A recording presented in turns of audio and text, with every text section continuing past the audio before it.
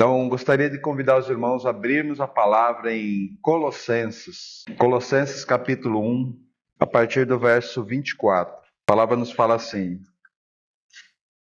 Agora me regozijo nos meus sofrimentos por vós, e preencho o que resta das aflições de Cristo na minha carne, a favor do seu corpo, que é a igreja, da qual me tornei ministro de acordo com a dispensação da parte de Deus que me foi confiado, a vosso favor, para dar pleno cumprimento à palavra de Deus. O mistério que estivera oculto dos séculos e das gerações, agora todavia se manifestou aos seus santos, aos quais Deus quis dar a conhecer qual seja a riqueza da glória desse mistério entre os gentios, isto é, Cristo em vós, a esperança da glória, o qual nós anunciamos, advertindo a todo homem e ensinando a todo homem em toda a sabedoria, e a fim de que apresentemos todo homem perfeito em Cristo. Para isso é que eu também me afadigo, esforçando-me o mais possível, segundo a sua eficácia, que opera eficazmente em mim. Amém? Agora vamos para 1 Pedro 2,9. Nos fala assim: Vós, porém, sois raça eleita, sacerdócio real, nação santa, povo de propriedade exclusiva de Deus, a fim de proclamardes as virtudes daquele que vos chamou das trevas para a sua maravilhosa luz. Vós, sim, que antes não erais povo, mas agora sois povo de Deus, que não tinhas alcançado misericórdia, mas agora alcançastes misericórdia. Amém? Irmãos, esse último texto que nós lemos aqui de 1 Pedro é algo que precisa chamar a nossa atenção nesses dias em que nós vivemos. Irmãos, quando nós compreendemos o chamado do Senhor, quando nós temos aquela palavra de João capítulo 7, verso 32, revelado aos nossos corações, quando o Senhor, naquele último dia da festa, levantou-se e disse: Quem tem sede, venha a mim e beba. Quem crê em mim, como diz a Escritura, do seu interior fluirão rios de águas vivas. Então, quando nós compreendemos que nós precisamos crer no Senhor, como diz as Escrituras, e aí a gente olha um texto desse verso 9 que nós lemos, que diz assim: Vós, porém, sois raça eleita. Né? Nós fomos chamados por Deus. Nós somos um povo exclusivo de Deus. Deus chamou nós sem nós merecer, mas Ele, pela sua graça, revelou-se em nós. Né? Então nós somos uma raça eleita, nós somos um sacerdócio real, nós somos uma nação santa, nós somos um povo de propriedade exclusiva de Deus. Sabe, isso precisa ser muito claro para nós, irmãos. Por que precisa ser claro essas verdades para nós? Para nós sondar o nosso coração, como que está sendo o nosso viver e o que o Senhor requer de cada um de nós. Porque nós somos propriedade dEle. Sabe, nós somos propriedade do Senhor. O Senhor nos comprou com o precioso sangue do seu Filho amado Jesus Cristo, para nós não pertencermos mais a nós, mas pertencermos ao Senhor. Sabe, irmãos, isso aí precisa chamar a nossa atenção, porque o texto dá essa gloriosa revelação para nós, mas no final ele diz assim: a fim de proclamardes as virtudes daquele que vos chamou das trevas para a sua maravilhosa luz. Então nós temos que proclamar. O que nós temos que proclamar, irmãos? Quais são as virtudes que Cristo veio trazer para nós? A vida dele. A vida dele. Ele veio infundir a vida dele em nós, para que não mais nós vivamos, mas Cristo possa viver em nós. E isso é uma realidade que nós precisamos anunciar, não com palavras, não com ir aos lugares, mas com a nossa própria vida. Nós precisamos expressar a vida de Cristo aonde nós estamos. Por quê? Porque nós somos um povo exclusivo dele. Sabe? Então essas verdades é muito preciosas. O verso 10 então vai dizer assim: vós que antes não erais povo, mas agora sois povo de Deus. Nós não éramos, nós estávamos perdidos, mas hoje nós somos o povo de Deus.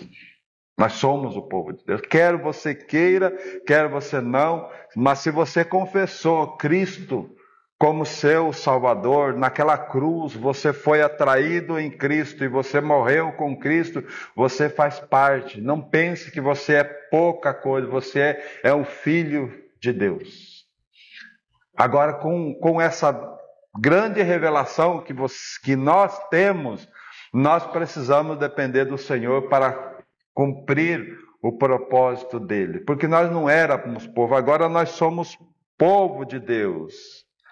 Que nós não tínhamos alcançado misericórdia, mas agora alcançaste misericórdia. Porque o Senhor usou de misericórdia conosco. Então nós precisamos usar de misericórdia para com aqueles que estão no mundo. E aí mostrando, revelando aquele Cristo que nós temos para esse mundo. Sabe? Então isso fala muito forte ao nosso coração. Isso precisa ser algo tremendo para nós. Sabe, de forma adequada. Sabe? Antes de nós voltar para o primeiro texto que nós lemos, eu ainda quero convidar os irmãos para nós ir lá para Efésios. Efésios capítulo 2, a partir do verso 11. Vamos analisar esse contexto para nós ver que antes nós não éramos povo de Deus. Mas agora nós somos um povo exclusivo de Deus. E aqui a partir do verso 11 ele diz assim: portanto, lembrai-vos de que outrora vós gentios na carne, chamados incircuncisos por aqueles que se institulam circuncisos na carne, por mãos humanas. Naquele tempo estavam sem Cristo, separados da comunidade de Israel e estranhos à aliança da promessa, não tendo esperança e sem Deus no mundo. Essa era a nossa condição. Essa era o nosso viver. Nós não tínhamos como, irmãos, porque nós não conhecíamos esse Deus. Mas depois que Cristo se revelou a cada um de nós, Ele nos reuniu de forma orgânica, de forma que nós somos o seu corpo, aonde Cristo é o cabeça. E agora, como corpo dele, nós somos propriedade exclusiva dele, né? Então nós estávamos sem Cristo, nós estávamos separados, nós não tínhamos esperança na nossa vida, e nós estávamos sem Deus no mundo. Mas veja o verso 13, como que ele continua: mas agora em Cristo Jesus, vós que antes estavais longe, fostes aproximados pelo sangue de Cristo. Olha que preciosidade. Então, quando a palavra chegou a nós estávamos desgarrados como ovelha, cada um se desviando pelo seu próprio caminho, mas o Senhor então se revela a nós, e o sangue de Cristo nos purificou de todo o pecado. E na cruz nós fomos unidos, porque todos nós estávamos lá quando Cristo foi levantado na cruz. Como ele diz em João 12, verso 32, e eu, quando for levantado da terra, atrairei todos a mim mesmo. Então ele nos atraiu naquele corpo, colocando todos nós juntos, sob o nosso Senhor Jesus. Toda a nossa iniquidade foi colocada sobre o nosso Senhor Jesus. Todos nós morremos a morte juntamente com Cristo. E assim como Cristo foi ressuscitado, todos nós fomos ressuscitados em novidades de vida. Então, se nós cremos que nós ressuscitamos com Cristo, nós devemos viver com Cristo. Agora, nossa vida pertence a Ele. Por isso que nós somos um corpo só, com muitos membros, mas um corpo, onde Cristo é o nosso cabeça. Então, o sangue dele nos aproximou, nos deu condições de estarmos juntos, né? E o texto segue do verso 14, dizendo assim, porque Ele é a nossa paz, o qual de ambos fez um, e tendo derribado a parede de separação que estava no meio, a inimizade, isto é, o povo de Israel com os gentios, nós tínhamos uma grande separação, mas agora não há mais separação, porque Cristo juntou judeus e gentios num só corpo, para que então nós pudéssemos ter paz, primeiramente com Deus e depois uns com os outros, né? E aí o verso 15 fala assim, aboliu na sua carne a lei dos mandamentos na forma de ordenança, para que dos dois criasse em si mesmo um novo homem, fazendo a paz, e reconciliasse ambos em um só corpo com Deus, por intermédio da cruz, destruindo por ela a inimizade. Então, um texto tão prático, tão gracioso, irmãos, que não há como explanar ele, porque ele, por ele mesmo, já mostra que nós somos um corpo só em Cristo Jesus, né? Nós precisamos compreender essa verdade. Por isso que o texto lá de 1 Pedro diz que nós somos uma raça eleita, nós somos um sacerdócio, nós somos sacerdotes real, nós somos uma nação santa, nós somos um povo de propriedade exclusiva, por causa que na carne de nosso Senhor, sobre aquela cruz, sobre o nosso Senhor, nossa iniquidade foi colocada, né? E Ele então nos leva à morte e nos traz na ressurreição, Ele nos dá vida para que nós sejamos um homem só, um corpo só, com muitos membros, aonde Cristo é esse cabeça federal dessa raça eleita, desse sacerdócio real, sabe? Então isso é muito precioso para nós, e Ele reconciliou, então, destruindo a inimizade. E aí o verso 17 fala assim, e vindo, evangelizou paz a vós outros que estáveis longe, e paz também ao que estáveis perto, porque por ele ambos temos acesso ao Pai em um Espírito. Então, todos nós temos um único acesso ao trono da graça, pelo nosso Senhor Jesus Cristo. Ele é o único. Por isso que ele diz assim, lá em João 6, né?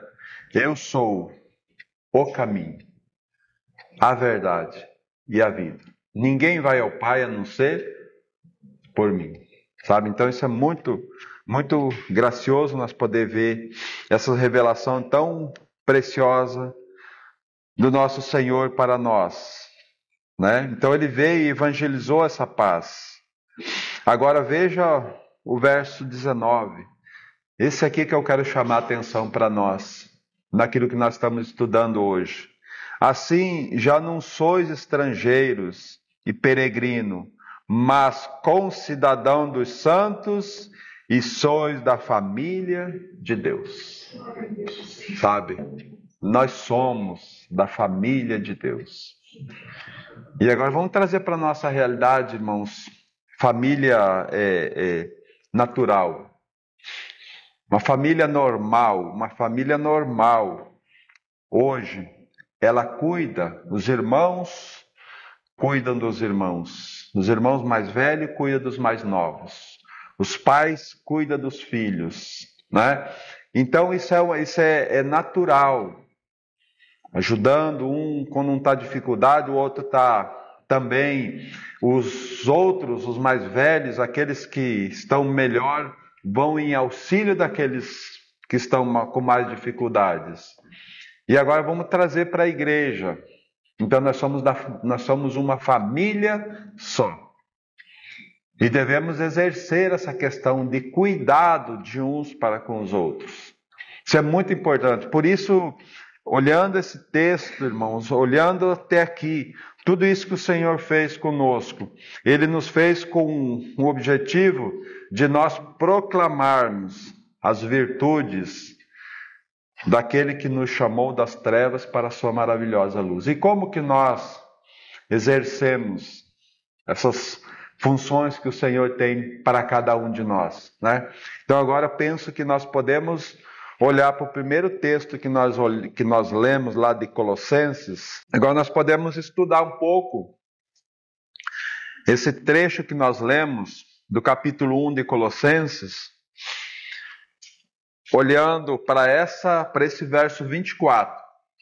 Inicialmente, esse verso 24, que nos fala assim: agora me regozijo nos meus sofrimentos por vós, e preencho o que resta das aflições de Cristo na minha carne, a favor do seu corpo, que é a igreja. Então, irmãos, agora nós podemos olhar esse texto aqui com outros olhos. Olhando todos esses textos que nós olhamos que nós somos um povo exclusivo do Senhor, olhando que nós somos a igreja do Senhor e nós somos a família de Deus.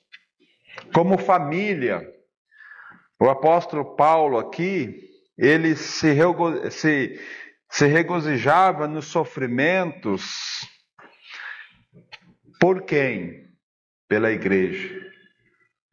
Ele não olhava as aflições, ele não olhava as circunstâncias pela qual ele passava, mas ele olhava para a igreja do Senhor. Ele era um membro daquele corpo. Ele era simplesmente um membro, mas ele vivia em prol do corpo de Cristo. Ele se oferecia em prol do corpo de Cristo. Irmãos, e isso precisa chamar a nossa atenção, porque nós fomos chamados com esse mesmo objetivo de Deus. Nós fomos chamados por Deus para nós sermos instrumento do Senhor, em tudo aquilo que Ele quer e requer de nós. Nós não fomos chamados simplesmente por Deus, fomos salvos, fomos tirados das trevas, fomos colocados para a luz do Senhor, para nós cruzarmos os braços e viver a nossa vida do jeito que nós queremos. Não, irmãos, nós fomos chamados para cumprir o propósito de Deus para nós, né? Porque senão nós não vai ter objetivo nenhum a nossa vida. Fomos salvos, muito bom. Mas, irmãos, se nós não cumprir a vontade do Senhor, nós, naquele grande dia, nós não vamos ter nada para oferecer ao nosso Senhor, sabe? Então, esse texto que Paulo fala aqui, que ele se esforçava, não por ele mesmo, mas para o corpo, para que ele se afadigava, para que aqueles irmãos que estavam ali confessando o Senhor pudessem ter vida, né? Vamos cada vez apertar um pouco mais a nossa vida, para que o Senhor possa sondar o nosso coração. O que eu tenho feito pelo corpo de Cristo? O que eu tenho feito pela igreja do Senhor? O que eu tenho feito pelos meus irmãos? Lembre-se que nós somos a família de Deus. O irmão que está ao nosso lado, a pessoa que está ao nosso lado é nosso irmão. Nós temos nos afligido por esses irmãos. Nós temos tido tempo diante do Senhor em oração pelos nossos irmãos. Nós temos visitado os nossos irmãos? Nós temos sido útil na vida da igreja, no reunir da igreja? Sabe, são perguntas que nós precisamos começar a fazer, porque o Senhor está trazendo na sua palavra. Está trazendo para nós sondar o nosso coração. Irmãos, Ele não nos chamou e não entregou o Filho dele para nós vivermos a nossa vida do jeito que nós queremos. Isso é um fato real para nós, sabe? Então nós precisamos começar a ir aos pés do Senhor. Não servir, não querer trabalhar para o Senhor, mas ir aos pés dele. Ter o coração de Maria, que aquietava aos pés do Senhor, ouvindo o que o Senhor tinha, e aí sim, ter o coração de Marta, servir ao Senhor adequadamente. Eu tenho falado aqui, irmão, não queira servir o teu irmão, não queira.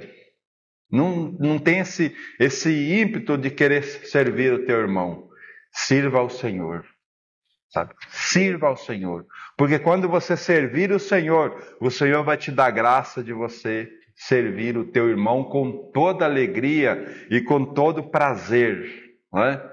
Vamos olhar mais um texto nessa direção desse verso 24, que Paulo escreve aqui, 2 Coríntios capítulo 4, verso 10 em diante, diz assim: levando sempre no corpo o morrer de Jesus, para que também a sua vida se manifeste em nosso corpo. Porque nós que vivemos somos sempre entregues à morte por causa de Jesus, para que também a vida de Jesus se manifeste em nossa carne mortal. De modo que em nós opera a morte, mas em vós a vida. Tendo, porém, o mesmo espírito da fé, como está escrito: eu criei, por isso que falei. Também nós cremos, por isso também falamos. Amém? Então, veja só, os dois primeiros versos falam de uma vida, não mais nós, uma vida de Cristo em nós, né? Porque ele fala, levando sempre no corpo o morrer de Jesus, né? Então, crendo que nós morremos com Cristo. Então, se eu morri com Cristo, não sou eu quem deve viver, né? Mas ele fala assim,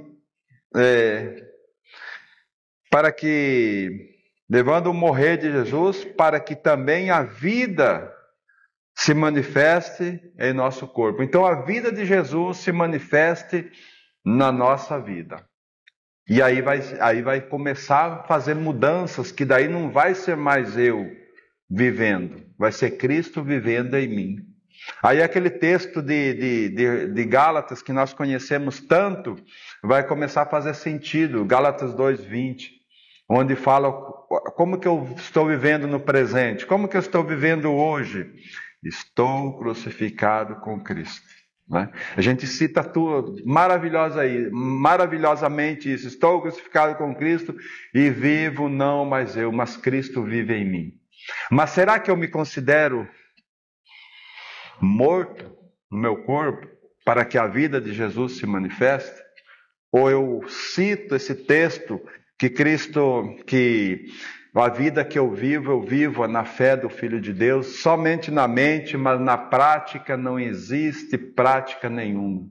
Sabe, irmão, nós precisamos ir aos pés do Senhor. Nós precisamos do socorro do Senhor para que nós nos consideremos mortos, para que a vida de Cristo possa se manifestar em nós. O verso 11 também vai falar, porque nós que vivemos somos sempre entregues à morte por causa de Jesus, para que também a vida de Jesus se manifeste na nossa carne mortal. Então o nosso viver é Cristo. Sabe, o nosso viver é Cristo. E aí o verso 12, de modo que em nós opera a morte, mas em vós a vida.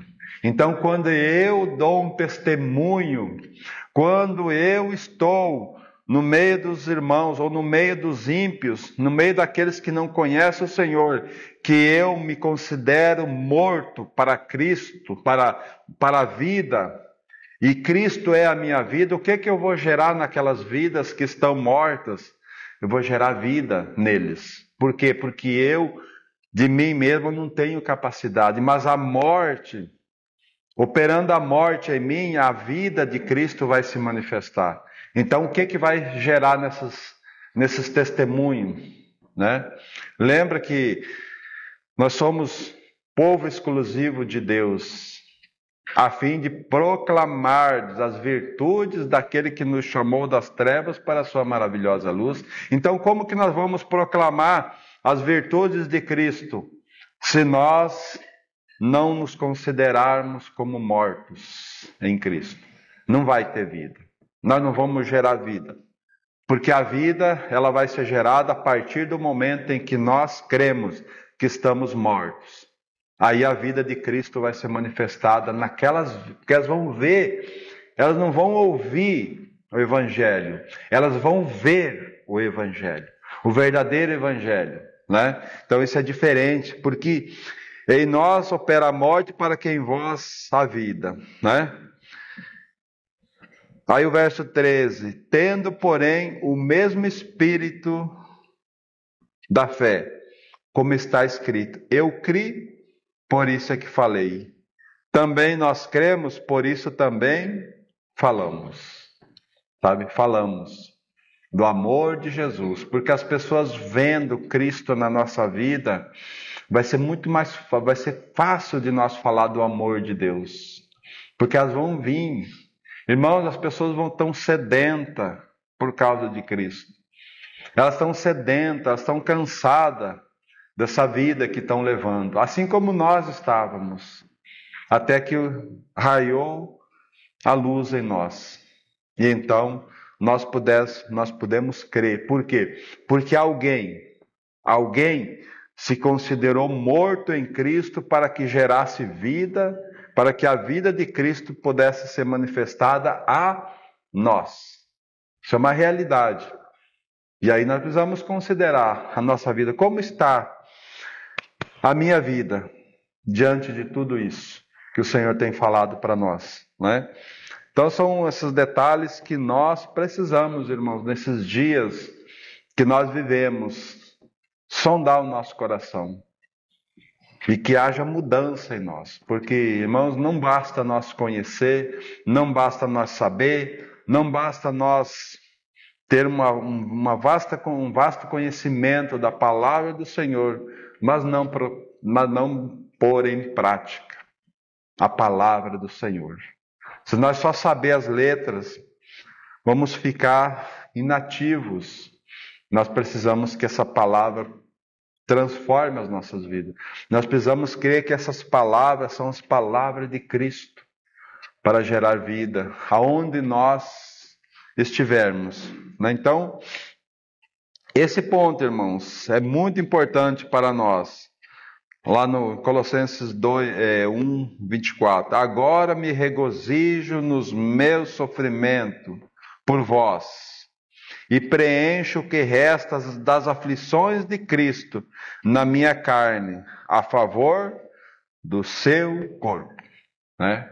Nós temos nos considerado diante do Senhor como mortos em Cristo, como aqueles que o Senhor Jesus disse assim, ó, aquele que quiser vir após mim, a si mesmo se negue, dia a dia tome a sua cruz e siga-me.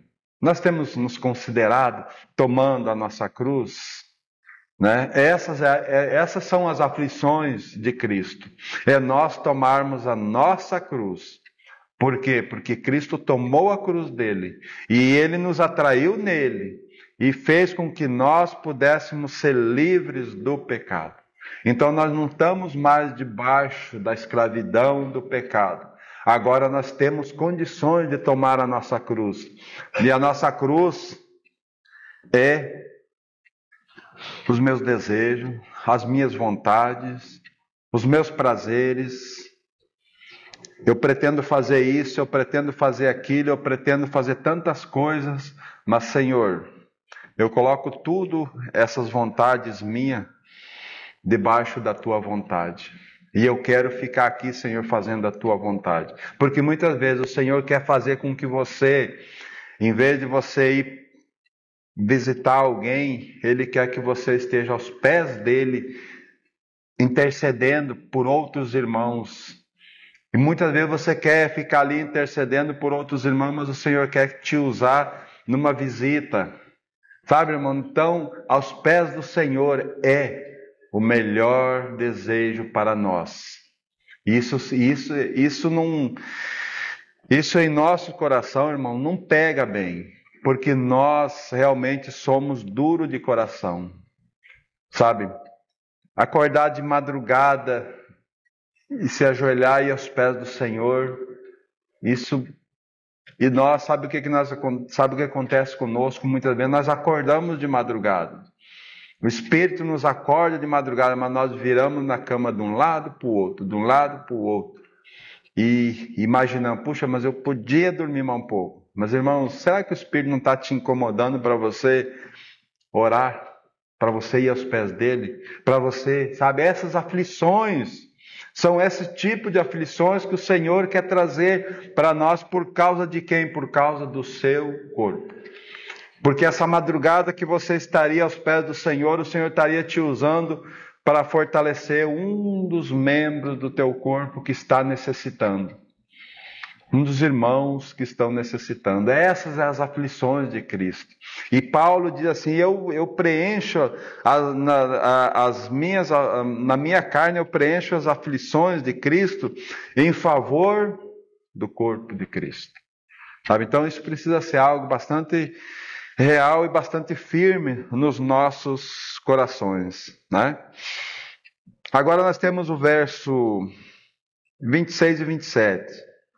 O mistério que estiver oculto nos séculos e de gerações, agora todavia se manifestou aos seus santos, aos quais Deus quis dar a conhecer qual seja a riqueza da glória deste mistério entre os gentios, isto é, Cristo em vós, a esperança da glória.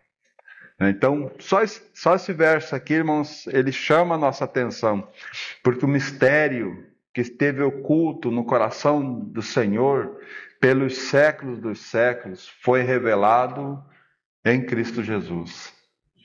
Porque a gente olha no Velho Testamento, irmãos, quanto desejo que Deus tinha de revelar àqueles homens o mistério dele, mas ele esperou até que o seu filho, até o determinado tempo para que o seu filho viesse. E hoje não, hoje foi revelado o propósito eterno do Senhor. Sabe qual que é o propósito eterno de Deus? É que nós estejamos em Cristo. Nós estejamos no seu Filho. Porque a partir do momento em que nós cremos, nós somos da família de Deus. E filhos de Deus. Irmão de Cristo. E como irmão de Cristo, que Ele é o nosso irmão mais velho, nós devemos ser semelhantes a Ele. Então esse é o mover. Esse é o grande mistério, que Deus quer muitos filhos semelhantes a Cristo Jesus. Esse é o mistério mais precioso, porque nós vamos ser herdeiros de Deus e co-herdeiros com Cristo, né? Herdeiros de Deus e co-herdeiros com Cristo. Então o co-herdeiro é tudo aquilo que Cristo herdar, nós herdaremos juntos. E Ele vai herdar esse universo. Porque tudo, irmãos, tudo vai convergir nele. E nós herdaremos junto com Ele. Esse é o grande mistério. Essa é a grande alegria. É por isso que o Espírito Santo tem pressa de nos fazer semelhantes a Cristo. A sermos maduros a ponto de recebermos essa herança preciosa de nosso Senhor, né? Então, irmãos, como nós precisamos que realmente a palavra venha fortemente ao nosso coração e fale a nós. Então, olhando para esses dois versos, nós podemos olhar aqui mesmo em Colossenses, para trazer mais clareza para nós. Aqui mesmo em Colossenses capítulo 2, a partir do verso 2 também. Colossenses 2, 2. Nos diz assim: para que o coração deles sejam confortados e vinculados juntamente em amor, e ele tenha toda a riqueza da forte convicção do entendimento, para compreender plenamente o mistério de Deus, Cristo. Então, o mistério de Deus é Cristo. Então, irmãos, a oração de Paulo aqui em favor da igreja é que eles sejam vinculados no mesmo amor, para que eles possam compreender com todo o entendimento e compreensão o mistério de Deus, que é Cristo, né? Aí ele segue dizendo assim: em quem todos os tesouros da sabedoria e do conhecimento estão ocultos. Assim digo, para que ninguém vos engane com raciocínios falazes, pois embora ausente quanto ao corpo, contudo em espírito estou convosco, alegrando-me e verificando a vossa boa ordem e a firmeza da vossa fé em Cristo Jesus. Ora, como recebestes Cristo, o Senhor, assim andai nele. Nele, radicados e edificados e confirmados na fé, tal como fosse instruído, crescendo em ações de graça. Amém? Veja só como esse mistério, como o mistério de Deus, que é Cristo Jesus, se revela a nós e nós precisamos viver a vida dele, né? Esse verso 6 é muito precioso. Ora, como recebestes Cristo Jesus, o Senhor, assim andai nele. Agora, como que eu vou andar nele? O verso 7 vai dizer assim: nele, radicado e edificado e confirmado. Sabe? Então é uma vida que não depende mais de nós. É uma vida que os meus desejos acabou. É uma vida que os meus projetos acabou. Agora, qual que é o propósito do Senhor para mim? É a vida de Cristo. Sabe? Porque senão, irmãos, se nós não formos, se nós estiver só na nossa mente que nós fomos colocados em Cristo, nós precisamos andar em Cristo, mas não termos uma realidade de vida com o Senhor, sabe o que vai acontecer com esse mundo? Daqui a pouco o anticristo se manifestará, sabe? O anticristo se manifestará. E se você não for um verdadeiro filho de Deus com experiência em Cristo Jesus, se não for a vida de Cristo, você não vai subsistir. Sabe por quê? Porque a intenção do anticristo é perseguir todos aqueles que confessam a Cristo.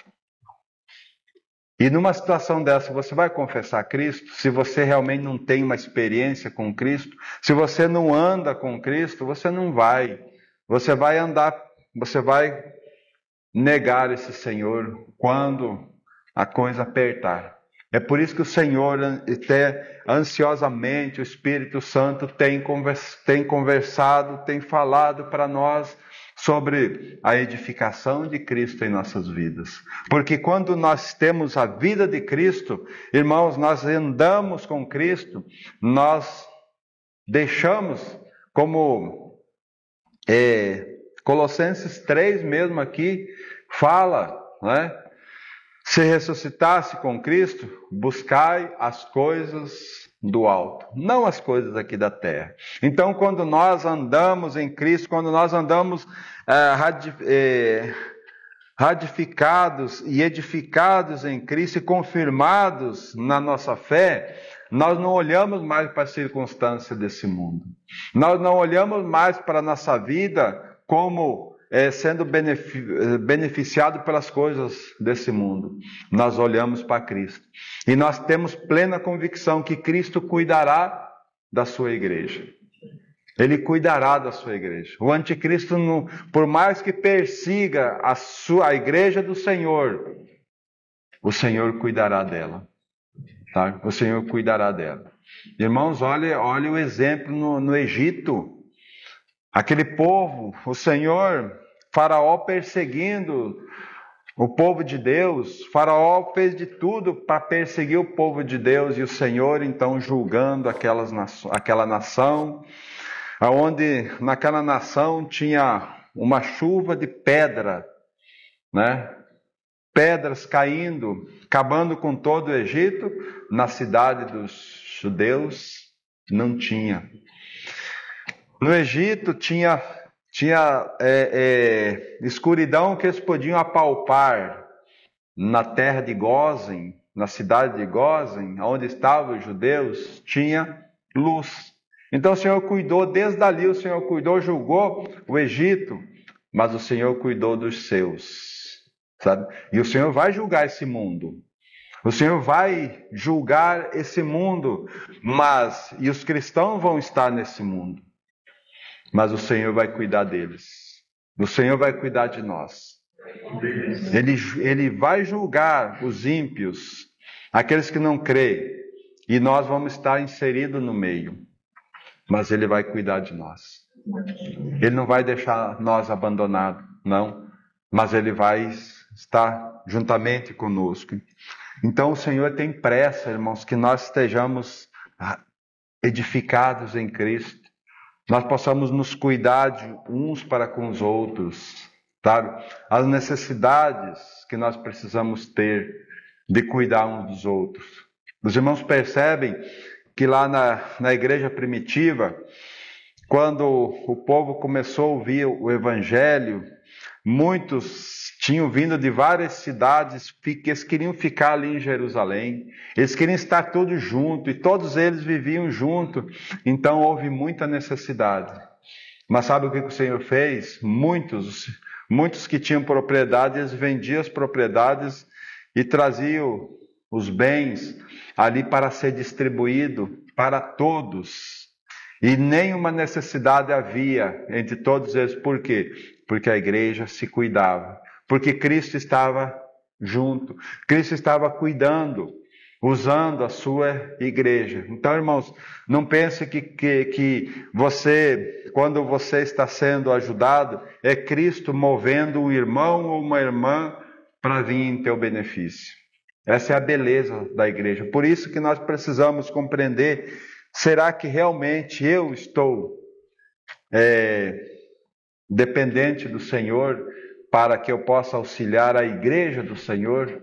Eu estou tomando a minha cruz e indo após o Senhor em prol da sua igreja? Ou eu estou olhando para o meu próprio umbigo e dizendo assim, eu não posso sofrer, eu não posso passar por dificuldades, porque eu sou filho de Deus. Irmãos, se você é filho de Deus, você vai passar por aflições. Mas você precisa ter bom ânimo. Como disse Jesus, tem de bom ânimo, porque eu venci. Sabe? Então, isso precisa falar fortemente ao nosso coração. E por fim, irmãos, nós temos o verso 28 do texto inicial, que nos fala assim: o qual nós anunciamos, advertindo a todo homem e ensinando a todo homem em toda sabedoria, a fim de que apresentemos todo homem perfeito em Cristo. Irmãos, nós não temos essa capacidade. É o Senhor quem nos dá essa capacidade para nós advertir, para nós ensinar, para nós nos dedicarmos a essas vidas, para que nós possamos, na sabedoria do Senhor, apresentar todo homem perfeito em Cristo Jesus. Olhando para esse verso, nós precisamos voltar para Efésios capítulo 4. Efésios capítulo 4, verso 11, que nos fala assim: E ele mesmo concedeu uns para apóstolos, outros para profetas, outros para evangelistas e outros para pastores e mestres. Os irmãos percebem? São alguns homens, dons que o Senhor deu para a igreja, sabe? Então tem vários homens aqui, apóstolos, profetas, evangelistas, pastores e mestres, né? Nós precisamos compreender, irmãos, que todos nós somos pastores diante do Senhor. O marido é pastor na sua casa. Ele precisa pastorear sua esposa e seus filhos. Por sua vez, as mulheres são pastoras dos seus filhos. É as mães, as mulheres que pastoreiam o coração dos filhos. Sabe? Então essa é uma realidade que todos nós precisamos exercer. Agora, para quê? Nós precisamos compreender para que o Senhor traz esses homens e esses dons para a igreja. No verso 12 diz assim: com vistas ao aperfeiçoamento dos santos, para o desempenho do seu serviço, para a edificação do corpo de Cristo. Né? Então, a gente percebe, a gente pensa assim, a quem foi dado aqui o encargo de trazer a palavra, de nos ensinar, é o Valdeci. Então, a responsabilidade dele. Então, o Valdeci vem aqui, prega. Agora, o Valdeci prega que nós devemos ser felizes. O Valdeci tem que pregar que nós somos um povo muito abençoado e que não temos dificuldade nenhuma. Não, o Valdeci precisa pregar que nós precisamos desempenhar o nosso serviço. Então, irmãos, olhando para esse texto, nós somos servos de Deus, servo de Cristo. Servos, nós precisamos compreender que o Senhor dá alguns para a edificação do corpo,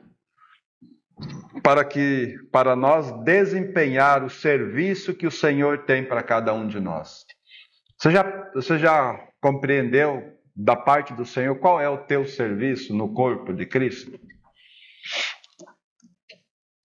Não fique esperando e não fique pedindo para o Senhor: Senhor, revela para mim. Senhor, fala para mim. Não, irmãos. Clame aos pés do Senhor. Vá aos pés do Senhor. Incomode o Senhor. Até que Ele se revele. Como nós lemos aqui no início. Jacó, naquele val de Jaboque, lutou com o anjo a noite inteira. E o anjo então disse para ele: está clareando o dia, eu tenho que ir. E ele se agarrou naquele anjo e disse assim... o anjo disse: me solta que eu preciso ir. E ele: eu não te soltarei enquanto não me abençoares. Eu não te soltarei. E essa precisa ser a nossa gana diante do Senhor. Senhor, se o Senhor não se revelar a mim, se o Senhor não tocar em mim, eu não vou sair daqui da sua presença. Sabe? Então, irmãos, nós temos serviços diante do Senhor. Né? Esse é o primeiro ponto. Aí o segundo ponto é o verso 13. Até que todos cheguemos à unidade da fé e do pleno conhecimento do Filho de Deus, à perfeita varonilidade, à medida da estatura da plenitude de Cristo. Até que todos cheguemos. Então, até que todos nós sabemos que nós somos servos, desempenhamos o nosso trabalho e no trabalhar do Senhor nós vamos sendo cada dia mais perfeito em Cristo até nós chegar à plenitude de Cristo. Mas antes da plenitude nós precisamos considerar que nós somos servos uns dos outros, que o Senhor vai nos usar, né?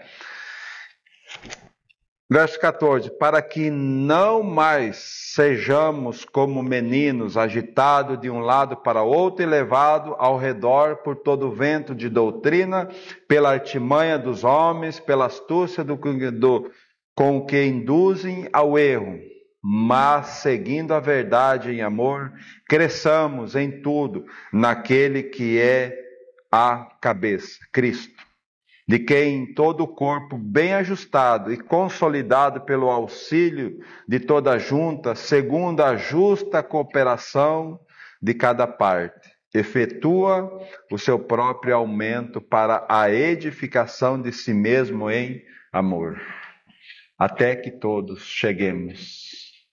Até que todos, irmãos. Por quê?